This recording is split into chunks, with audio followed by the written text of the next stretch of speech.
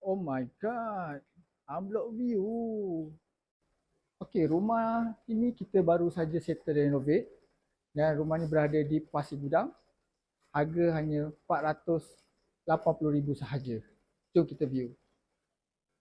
Okey, ini bahagian kapos dia. Tengok, kita dah reno, kita dah tukar tile, pagar pun dah baru.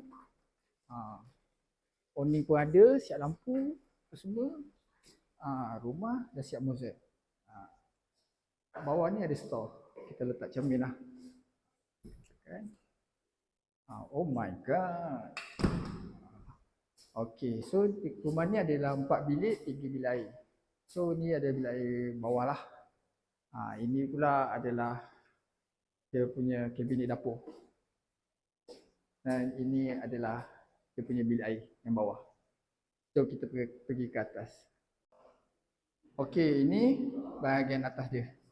Ini 2 bilik lah untuk bahagian atas. Dan ini adalah tandas dia. Okey. Ini bilik nombor 2. Ini bilik nombor 3. So kita ke master bedroom. Okey. Untuk master bedroom adalah jenis ensuite lah.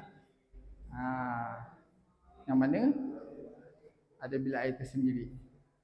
Dah siap dah kita reno apa semua.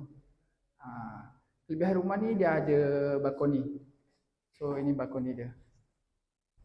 Tengok view. Unblock view. So kalau nak parking kat depan pun boleh, tak ada masalah. Bagi yang berminat dengan rumah ni, boleh saja pergi ke bio. Saya ada posting kat situ. Okey.